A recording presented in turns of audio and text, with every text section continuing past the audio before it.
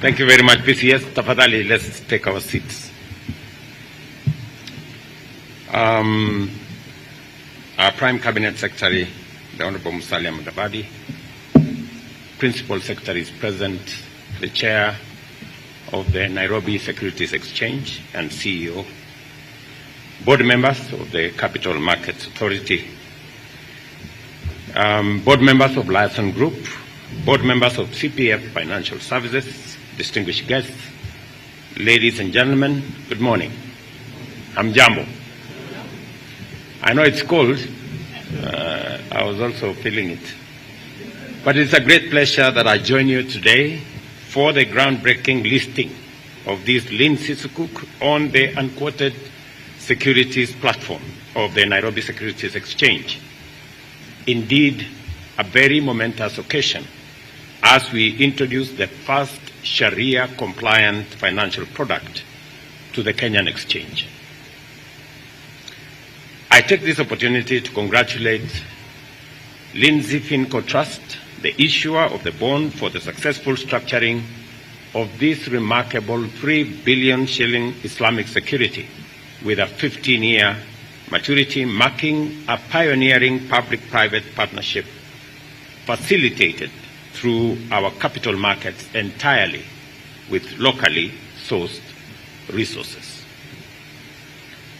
My recurrent visits to the Nairobi Securities Exchange have each coincided with a significant development crucial for our nation's economic advancement.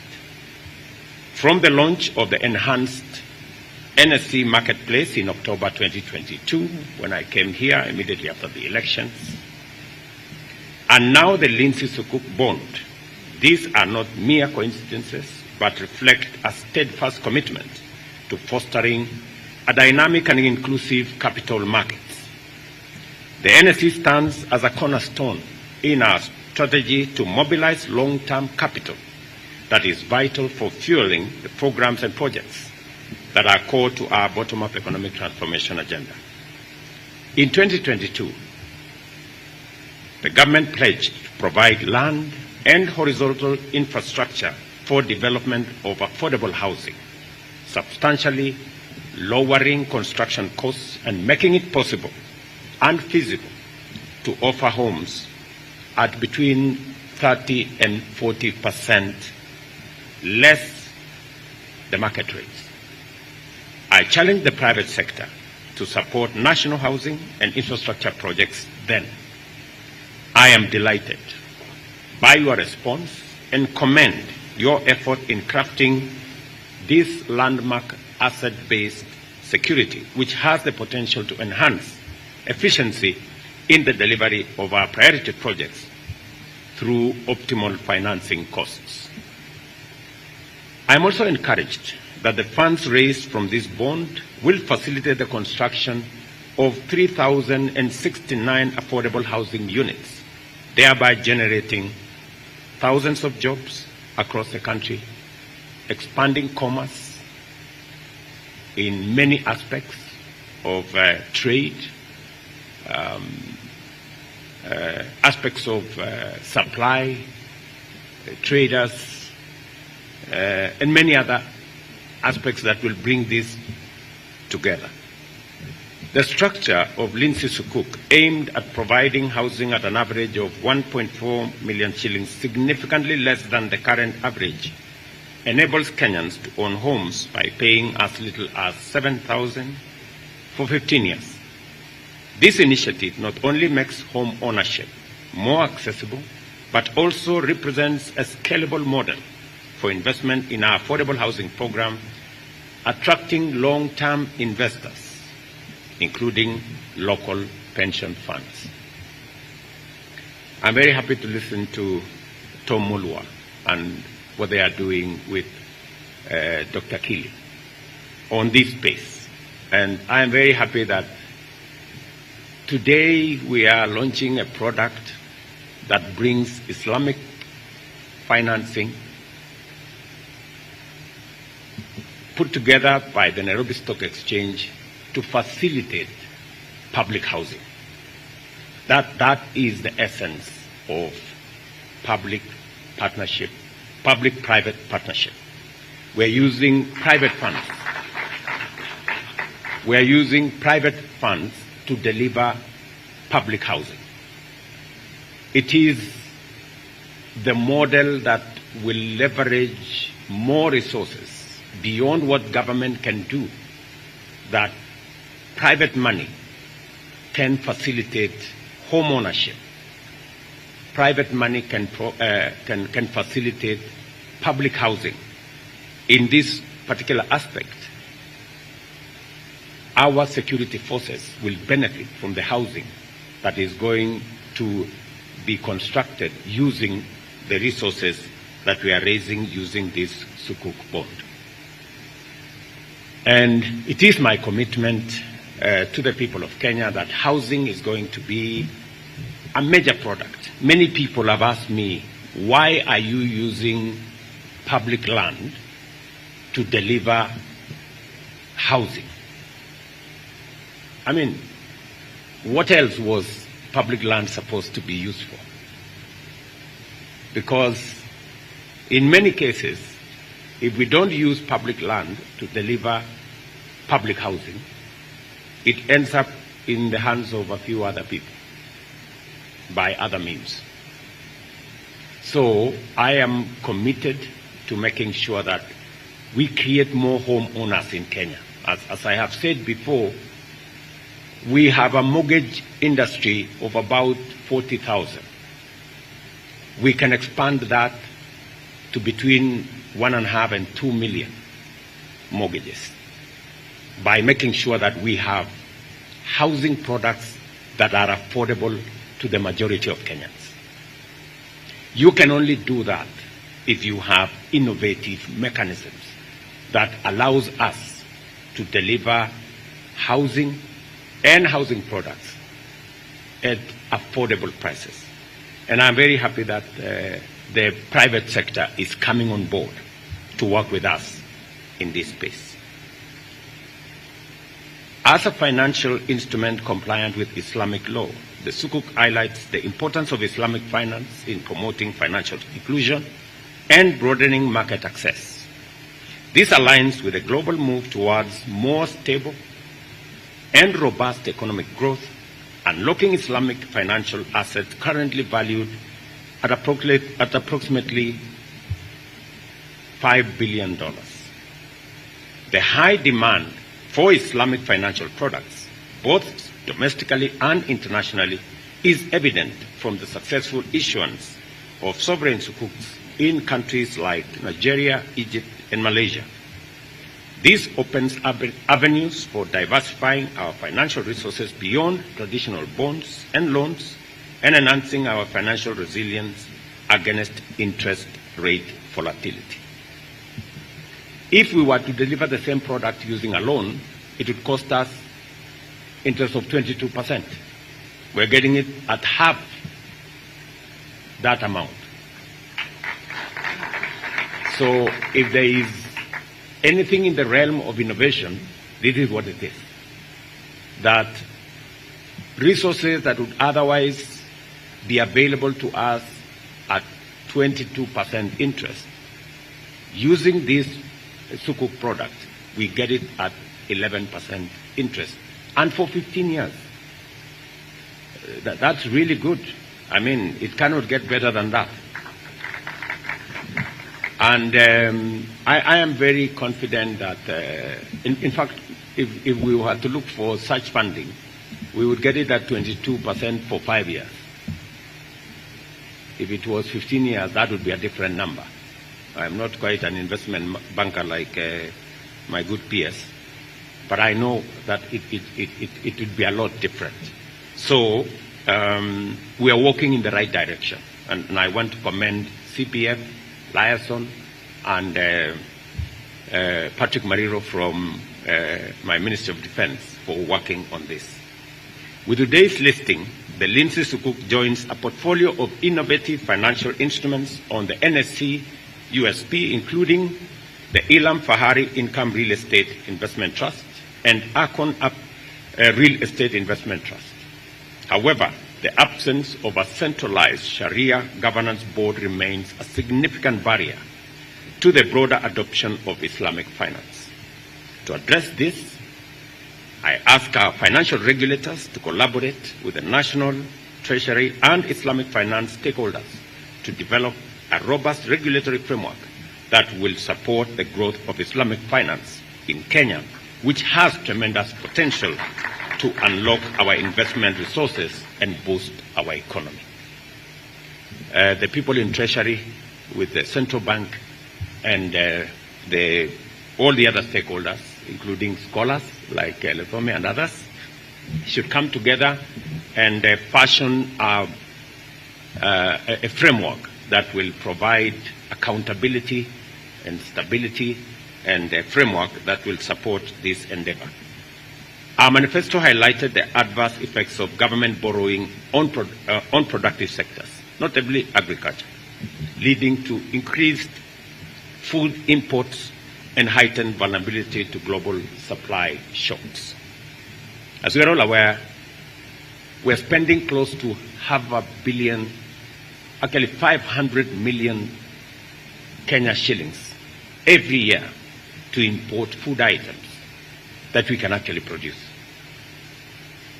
And that is why I took the decisive decision that we are going to support production rather than us trying to subsidize consumption. And the difference has been made. We have significantly reduced imports of food.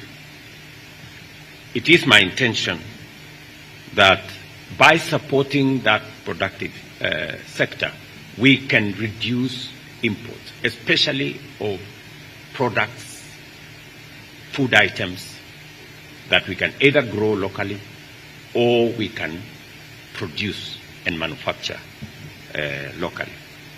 It will remove the strain on our dollar resources or foreign exchange resources, and it will also help us unlock the potential of our local productivity, local production, local manufacture. We have seen the mobilization of savings through various capital market instruments, including the initial public offer, treasury bonds, corporate bonds, and commercial paper issuance, and introduce innovative products like infrastructure bonds, green bonds, collective investment schemes, real estate investment trusts, commonly known as REITs, asset-backed securities, exchange trade funds, diaspora bonds, and derivatives. Moving forward, we will continue to enhance these efforts, working closely with the NSC to drive our national transformation agenda. Our commitment extends to the privatization of government-owned enterprises as part of our broader economic liberalization program. This will not only stimulate market activity, but also support the government's strategy to divest its stakes in key corporations, enhancing overall market dynamics. As has been said here, and as I made a commitment when I first came to this exchange, the first 6 companies will be listed here in the next 3 months, I'm told. So before the close of this year, we will have the first 6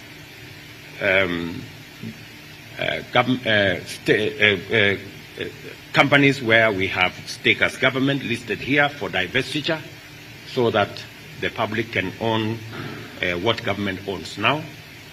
And I have heard with clarity how Genz became successful, how Safaricom became successful by being listed at this exchange. We will be preparing those other companies that you want, and I know which ones that you want, so that we can bring them to this exchange and we can give Kenyans a chance to own part of the wealth of our nation. I'm also looking forward, as I have interacted this morning with different stakeholders, working with National Treasury, the central bank, and good companies like Safaricom, for us to develop retail trading of both shares in the stock exchange and also bonds. And I am looking forward, and I have been assured that maybe in the next 3 months, I will hold somebody to account on that. In the next 3 months, that we are going to see more Kenyans participating in bond trading, in shares trading, in forex trading, and this should be possible online. And the CEO of Safaricom has given me his assurance that he will use his robust network to make sure that Kenyans have access to a platform where they can do business. We can enhance our e-commerce footprint around Kenya so that as we deliver the last mile connectivity to internet using our digital superhighway infrastructure, that we are now expanding to every ward in Kenya, so that we can not only give a chance to young people across Kenya to have access to digital jobs, but also to have access to digital commerce.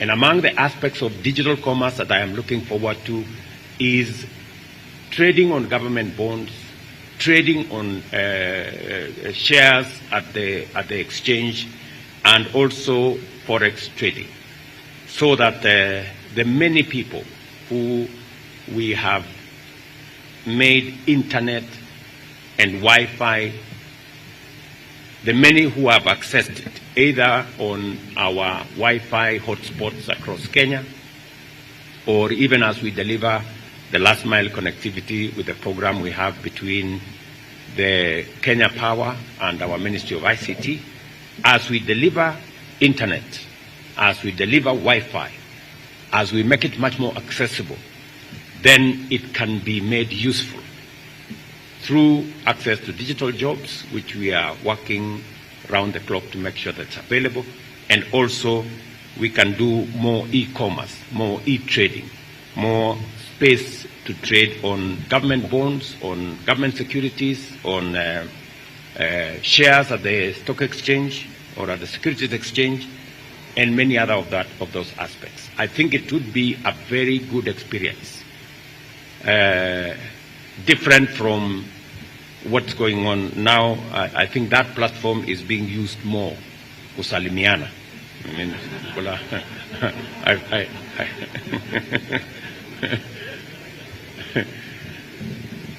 sometimes, you know, you become the architect of your own troubles. You know, when we delivered the Wi-Fi across Kenya and made it free, we intended it to be used for good purposes, for people to access e-commerce space, to work on that internet. But sometimes it is used to send us encouraging messages.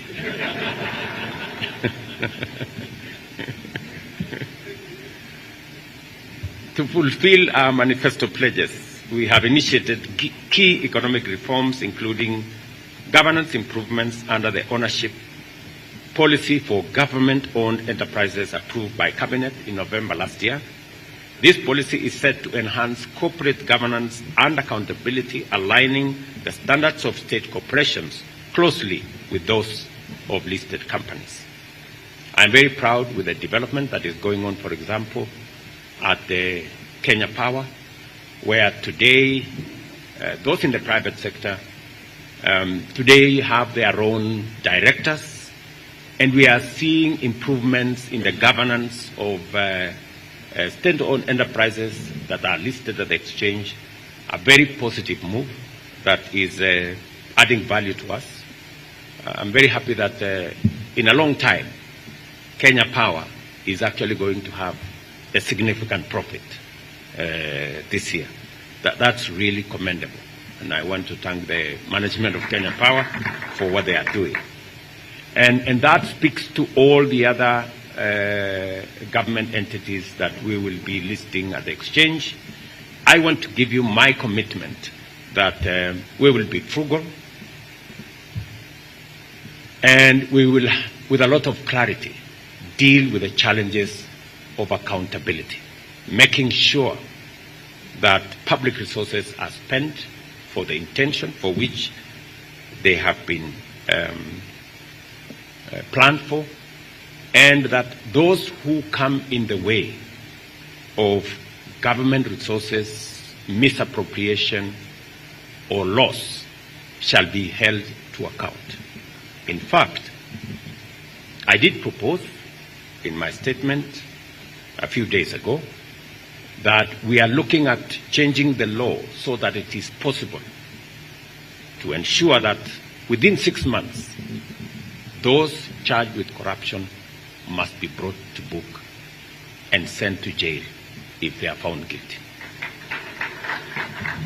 as a means of making sure that public resources are used for the Kenyan public and not for private profit. As we look forward to further integrating public agencies into the securities market through privatization and welcoming more private sector listing, we remain dedicated to our goals of job creation and economic development, crucial for realizing sustainable development goals and improving overall quality of life. I'm also glad to note that a flexible regulatory framework is now in place to support small and medium enterprise raise funds through the capital markets, and that the NSC, through the unquoted securities platform, now has an SME capital raising platform. And I really want to encourage SMEs to take advantage of this platform and find resources, alternative sources of capital for them to expand their horizon. Investor confidence has been sustained by the fact that the financial markets have remained resilient with stable macroeconomic indicators. To maintain this trend, the government of Kenya is committed to entrenching a predictable business and economic environment through appropriate policy framework. I also appreciate the positioning of the securities market with the recognition of NSC as the best performing exchange in Africa at 44.43% dollar return in the first quarter this year. I remember when I made that statement somewhere, many people wanted to verify whether it was true, because sometimes we have little faith in ourselves. And I want to encourage us that if we expect people to believe in our country, we must first believe in ourselves. We cannot expect people to believe in us if we have no faith in ourselves. And the confidence that we are going to generate in the securities exchange, those coming from outside Kenya will invest when they see us at the front, investing in our own companies. I'm very happy with what the CEO of the exchange said, that we have more foreign investors investing in our products. That is a sign of confidence, yes. But that's also an encouragement to us that if others believe in us, we should believe in ourselves more. I think that's really the message we should be carrying. I know I have been accused, as the chair here said, of traveling, and that's a fair accusation.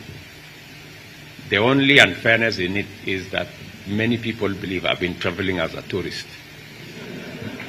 But the profile we enjoy today in Kenya is as a result of deliberate, intentional, positive profiling of our country. Because in any case, I am the chief marketer of our great country. And I will not be doing justice to Kenya if I don't give it the stature and profile that Kenya actually deserves. I am very proud that today our country is held in very high esteem in many parts of both our continent and globally because of the efforts we have done collectively as the people of Kenya. And we must safeguard the place of our country jealously, all of us together. And I agree with Letome that whatever it is that we want to do as a country, we are a country that believes in freedom. We are a robust democracy, but we are also a country governed under the rule of law. It is good to be fearless. It is good to be leaderless, but it is not good to be reckless and violent. We just have to be the country that we are all proud of, a proud democratic country governed by the rule of law. It is the minimum we can do for ourselves as a country. And I want to assure investors, both here, and I want to assure Kenyans that as a mandate, I will make sure, I will go out of my way to make sure that we are a stable country, to leverage on all our capabilities to secure the country, and to provide an environment where each and every one of us can unlock our potential to make our country great. And we will make whatever sacrifices that are necessary for us to bring all our energies, all our efforts and ideas and synergy so that we can drive the collective good of the people of Kenya. Establishing a broad-based government is just that, so that nobody has an excuse, nobody has a reason to impede the progress of our nation, and we can harness all our capabilities, all our ideas, efforts and energy in driving the country in a positive trajectory so that we can take Kenya where we all want it to be. And I am very happy that as a country, we always emerge stronger and better, even as we face the challenges of nationhood. And together, I am very confident that we will move forward. I now declare the Lindsay Sukuk officially listed on the unquoted security platform USP of NSC, and I'm informed that you are encouraged to attend the next Africa Security Exchange platform and conference. I am told by a friend of mine called Nafula, I think, who works around here, that I encourage each and every one of you to register and to participate so that we can bring experience together and learn from each other. Thank you very much. God bless you. And asanteni sana.